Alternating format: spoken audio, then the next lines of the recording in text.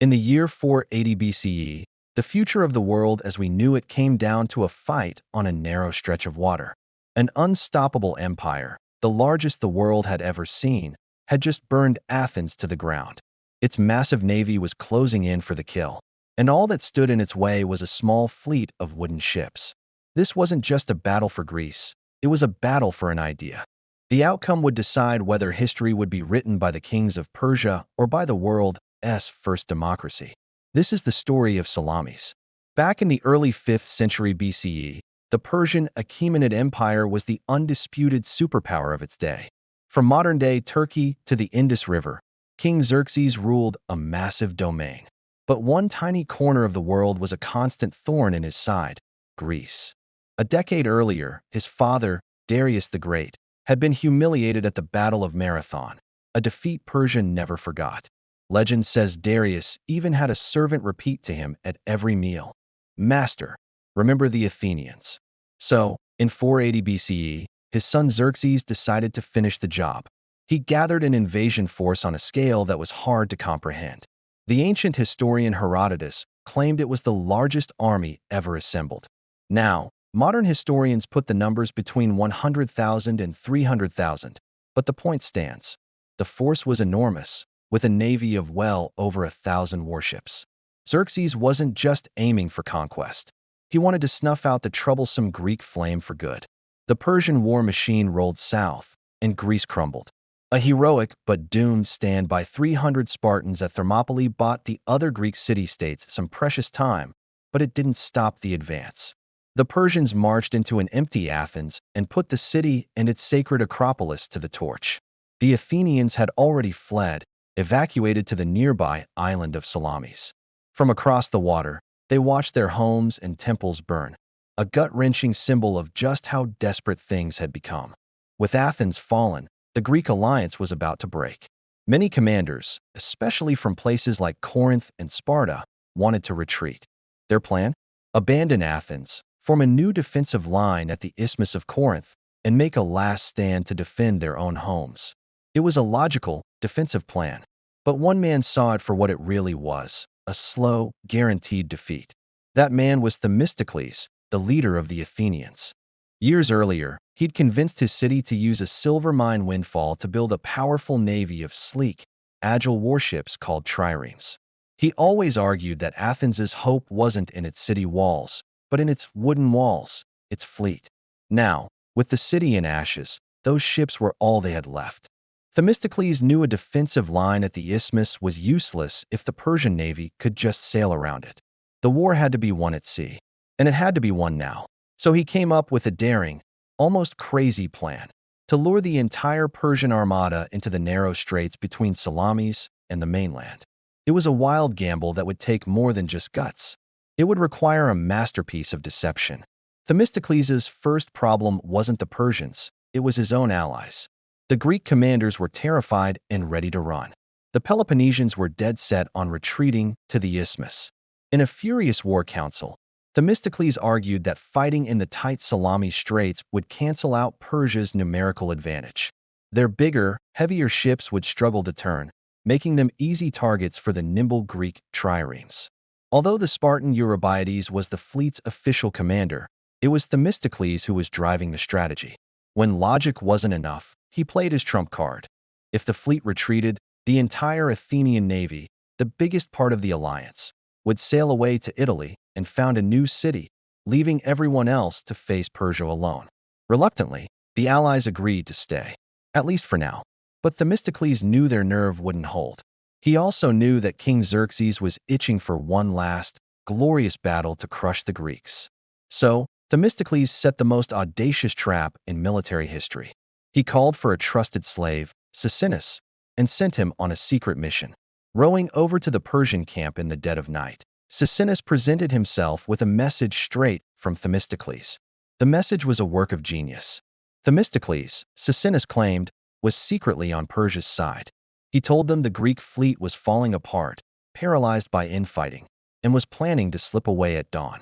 He urged Xerxes to block the straits immediately to trap and destroy the panicked Greeks. And to make the bait truly irresistible, Sisinus added that Themistocles was ready to switch sides and turn the Athenian fleet against its own allies.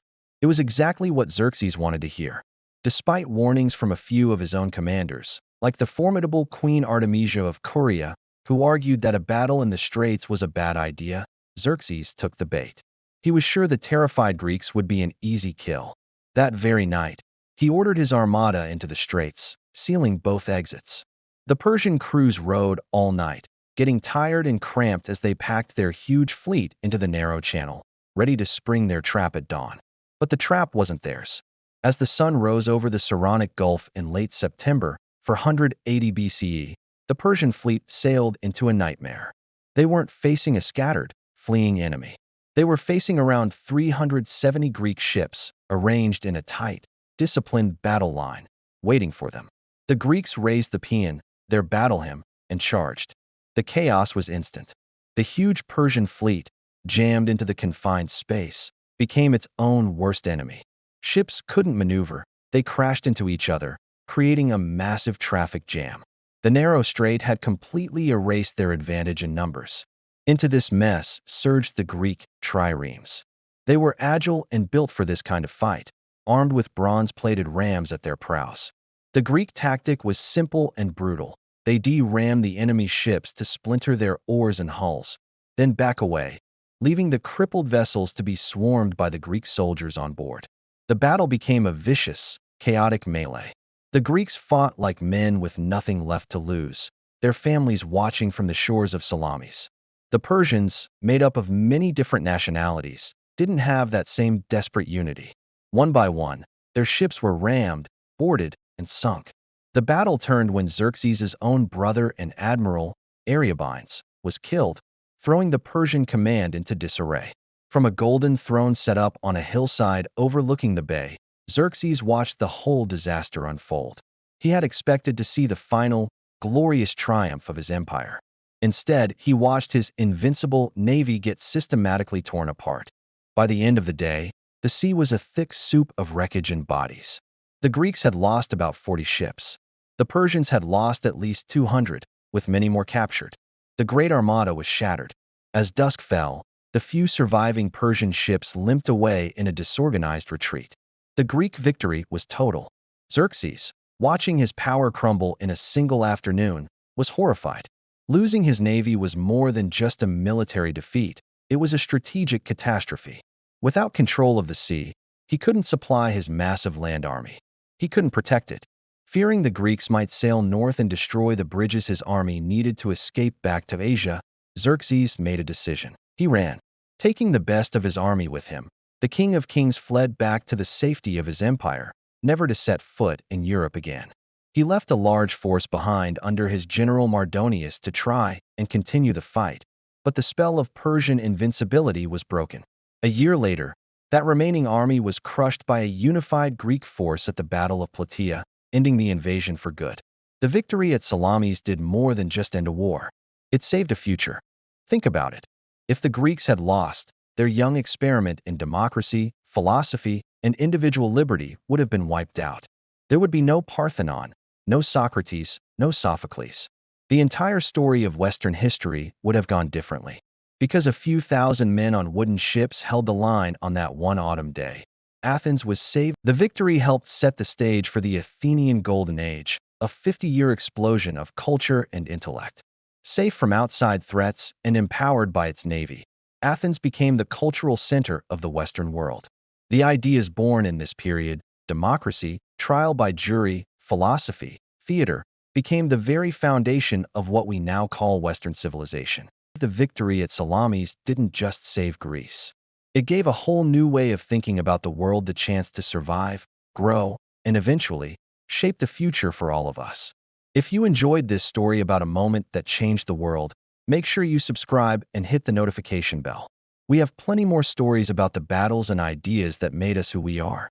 The Battle of Salamis is one of the most important moments in our history. It was a clash of civilizations, a fight between two completely different views of the world. On one side, a colossal empire that ran on the will of a single man. On the other, a scrappy alliance of city-states, united by a radical new idea called freedom. The Greek victory wasn't just a military upset. It was a victory for an ideal. It ensured that the seeds planted in Athens would get the chance to grow, shaping cultures and governments for the next 2,500 years. It was the battle that, against all odds, saved a future that was not yet written.